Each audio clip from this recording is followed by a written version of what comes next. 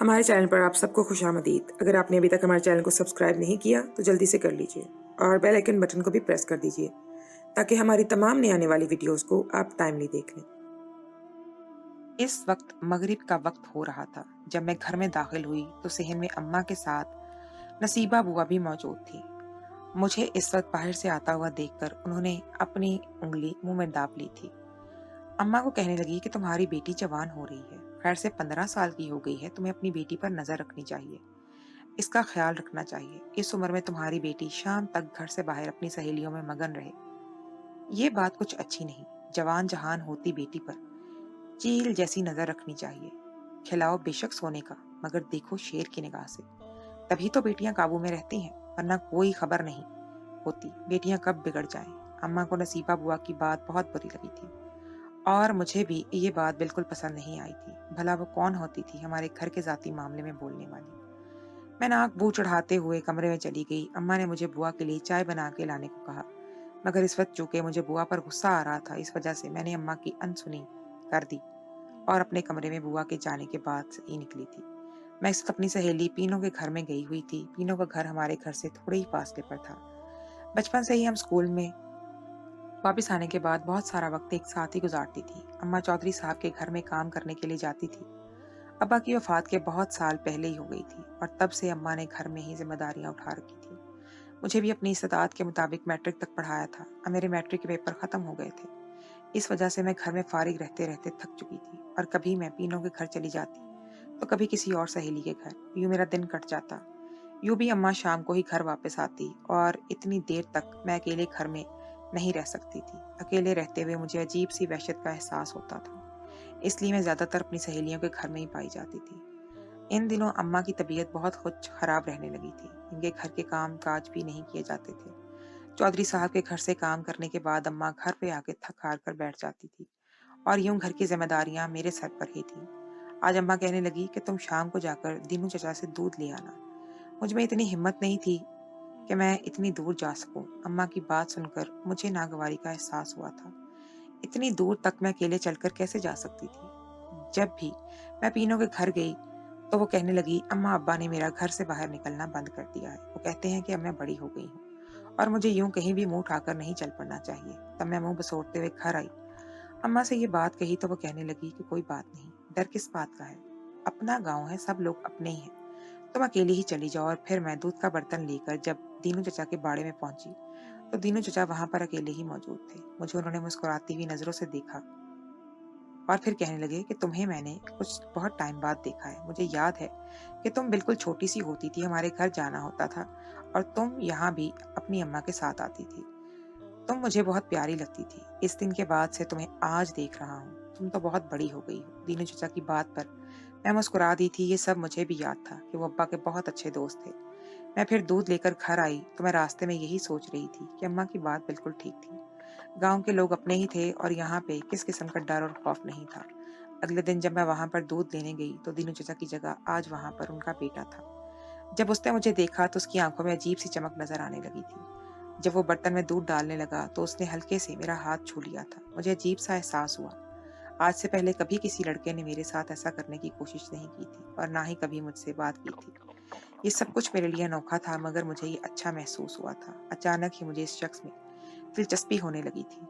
अब जब मैं रोजाना वहां पर जाती तो वो मुझसे हल्की फुल्की बातें भी करने लगता था और फिर वो कभी बर्तन में ज्यादा दूध भी डाल देता। मुझे कहता कि तुम ये दूध खुद पी लेना, तुम्हारी सेहत अच्छी होगी। और जब अम्मा इजाफी दूध बर्तन में देखती तो मैं अम्मा से झूठ बोल देती कि ये दीनू चचा ने इजाफी दूध खुद ही डाल दिया है।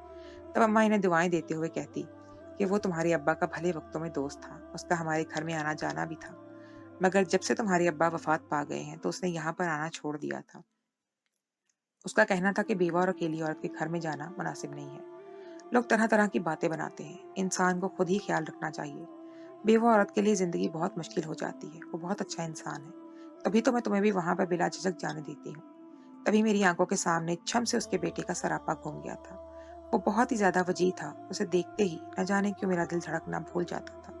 और मेरी उम्र ऐसी थी कि ऐसी बातों में बहुत दिलचस्पी महसूस होती है।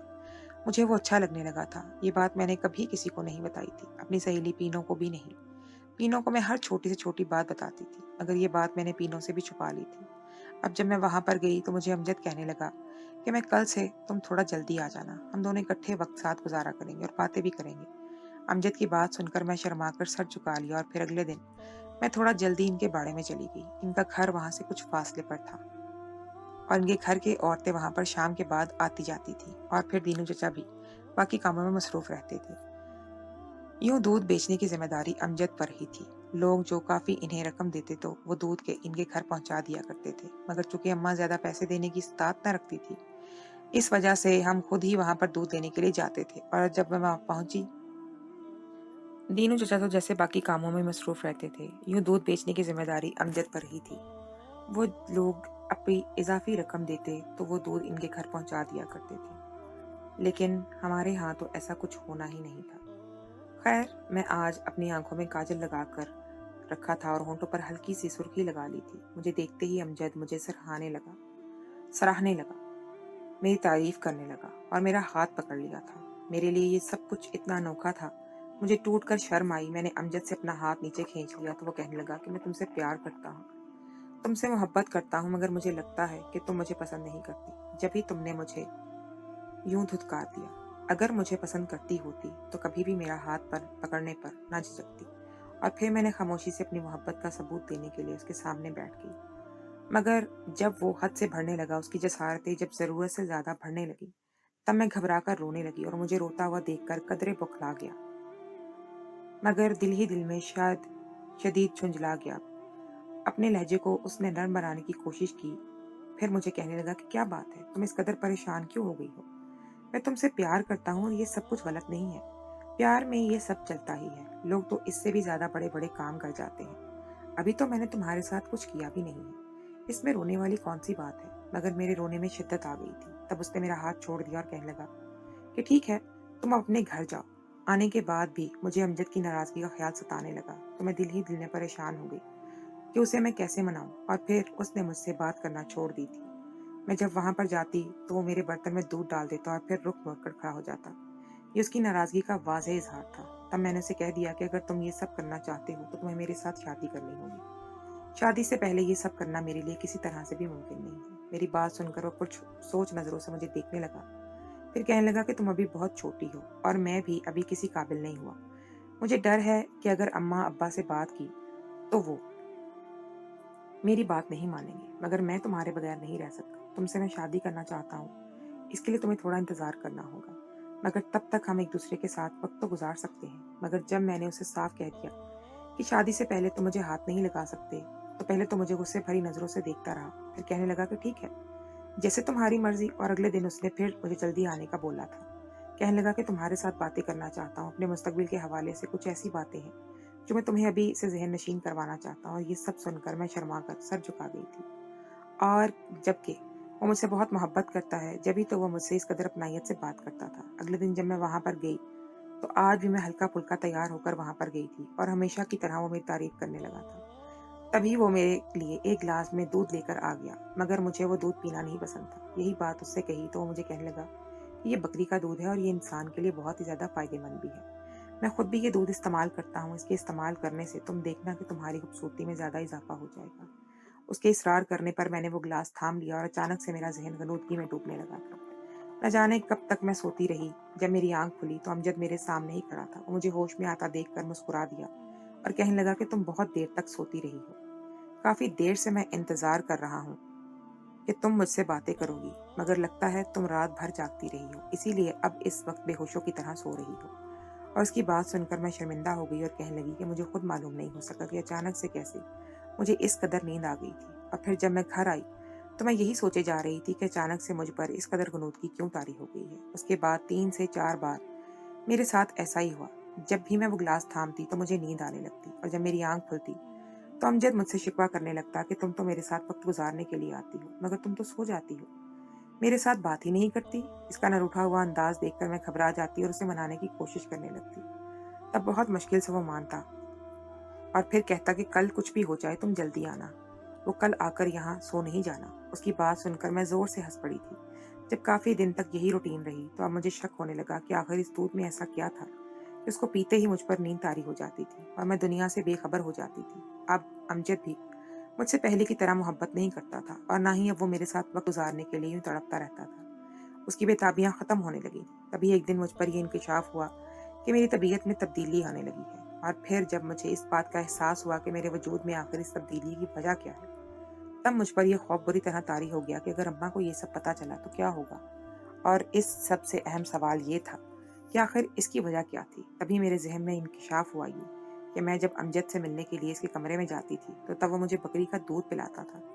न जाने उसमें ऐसा क्या था कि मुझ पर नशा सा तारी हो जाता था। और यकीनन जो भी हुआ था ये अमजद की वजह से ही हुआ था, मगर अम्मा को ये बात बता नहीं सकती थी मैं, वरना वो मेरे साथ न जाने कैसा सलूक करती। और अमजद भी इसका रवैया भी तो अब बदलने लगा था। अगर उससे भी ये बात बताती तो वो मुझसे जान छुड़वाने की कोशिश करता, मगर वो मुझे अपनाने के लिए कभी भी तैयार ना होता। मुझे इस बात का अच्छे से अंदाजा हो गया था, मगर पहले मुझे इस बात का जवाब लेना था कि क्या इस सब का जिम्मेदार अमजद था। और फिर आज जब मैं खुद ही वहां पर गई तो आज काफी दिन के बाद अमजद ने मुझे वो दूध का गिलास पीने के लिए दिया था। तभी मैंने अमजद से कह दिया कि मुझे प्यास लगी है, पानी ला कर दो।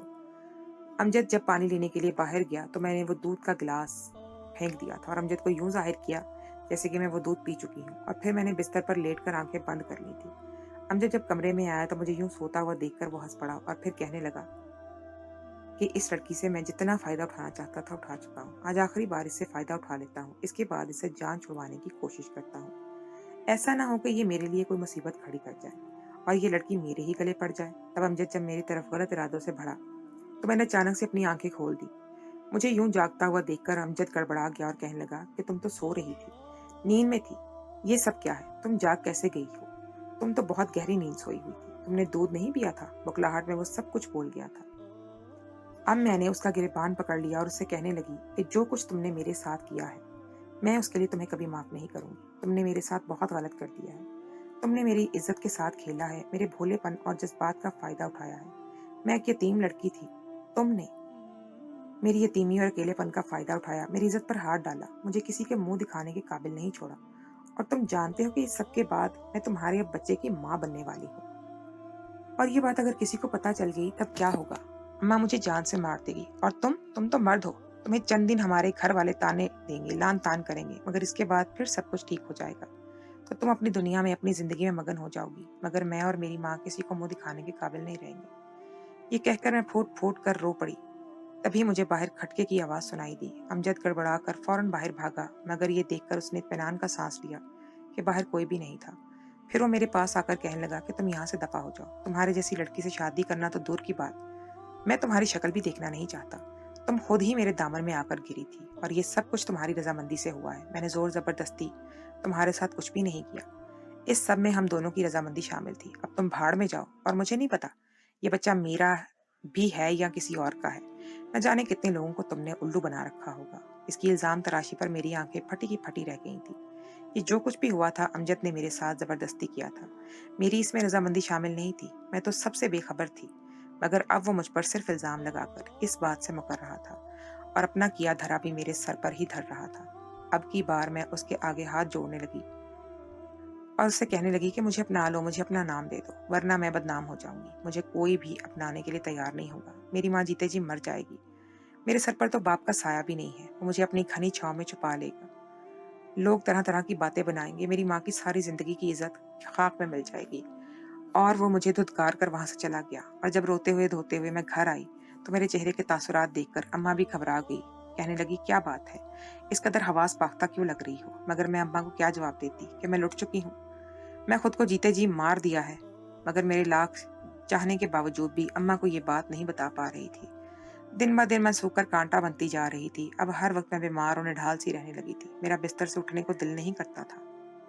अम्मा मेरी हालत देख देख कर परेशान होती रहती थी। वो मुझे गांव के हकीम के पास लेकर चलने की बात करती तो ये सुनकर ही मैं घबरा जाती और मेरा राज खुल जाता।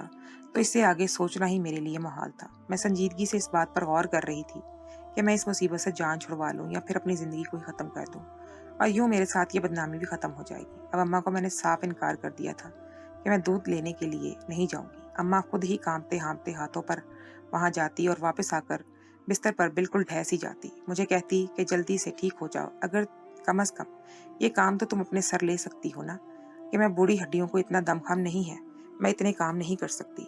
और मैं अम्मा की बात सुनकर सुनी अनसुनी कर देती थी। अब्बा के बाद अम्मा ने सारी जिंदगी शराफत से गुजारी थी, किसी को भी अपने किरदार पर उंगली उठाने का मौका नहीं दिया था। और मुझसे क्या हो गया था, ये इतनी बड़ी गलती मैं कैसे कर सकती थी। तभी एक दिन दीनू चाचा हमारे घर में आए और अम्मा को लेकर कमरे में चले गए, और न जाने उनके दरमियान क्या बात हुई। जितनी देर भी दीनू चाचा अंदर कमरे में रहे, मैं कमरे के आसपास ही मंडलाती रही थी, मगर मेरे कानों में कोई बात नहीं पड़ी थी। मुझे कुछ भी अंदाजा नहीं हो सकता था कि दीनू चचा ने अम्मा से क्या बात कही थी। इसके बाद अम्मा परेशान सी रहने लगी थी, हर वक्त गुमसुम सी और फिजाओं में न जाने क्या सोचती रहती थी। इस बात का शक था मुझे कि दीनू चचा को कुछ ना कुछ मालूम हो गया था। उन्होंने अम्मा को ये सब कुछ बता दिया था, तभी तो अम्मा खोई खोई सी रहने लगी थी। और दोबारा एक दिन जब दीनू चचा हमारे घर में आए, तो इनके जाने के बाद अम्मा फूट फूट कर रो पड़ी। मैं बहुत मुश्किल से हिम्मत करके अम्मा के पास गई और उनके आंसू पहुंचे और उनसे माफी मांगने लगी। तब अम्मा ने रोते रोते सर उठाकर मुझे देखा, कहने लगी, तुम किस बात की माफी मांग रही हो। तब अम्मा ने मुझे कहने लगी कि जो कुछ भी मुझसे जाने अनजाने में हो गया है, मुझे माफ कर दो। ये कहकर मैं भी रोने लगी। अम्मा ने मेरे आंसू पोंछे, फिर कहने लगी कि तुम्हारी नई जिंदगी शुरू होने जा रही है, तुम अगले घर जा रही हो, और तुम्हें अपनी जिंदगी की शुरुआत होते रोते धोते नहीं करनी चाहिए। अम्मा की बात पर मैंने एक झटके से सर उठाकर अम्मा को देखा। क्या मतलब, क्या कहना चाहती हैं आप? तब वो कहने लगी कि दीनू चचा अमजद के लिए तुम्हारा रिश्ता मांग कर गए हैं।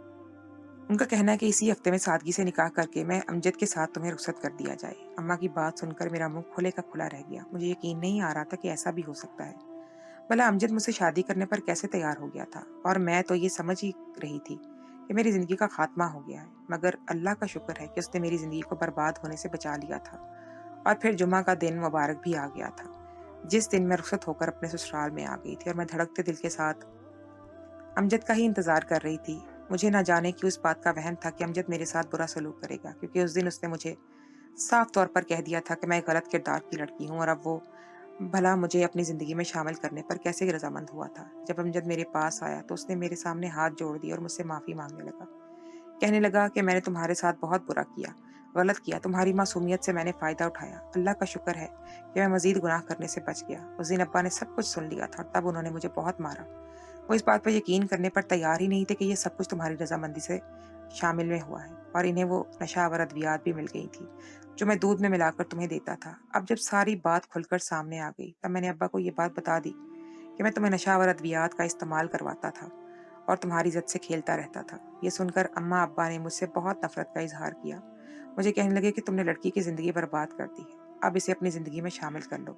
जब मैंने इस बात से इनकार किया तो उन्होंने मुझे घर से निकाल देने की धमकी दी, और फिर मुझे भी एहसास हो गया कि मुझे ऐसा नहीं करना चाहिए था। मेरी भी घर में दो बहनें जवान थीं। अगर आज मैं किसी की इज्जत के साथ खेल रहा था, कल को यही सब कुछ मेरी अपनी बहनों के साथ हो सकता था। तब मैं कहाँ जाता। मुझे माफ कर दो, मैं तुम्हारे साथ बहुत गलत किया है, बहुत ज्यादती की है। ये कहकर वो फूट फूट कर रो पड़ा था, और मैं भी उसे माफ कर दिया था। यूं भी मैं उससे सच्ची मोहब्बत करती थी, और मोहब्बत में इंसान को अपना ज़र्फ बहुत बड़ा करना पड़ता है। महबूब की बड़ी से बड़ी गलती को माफ़ करना होता है, और मैंने भी अपने ज़र्फ को बड़ा कर लिया था और अपने महबूब को दिल से माफ़ कर दिया था।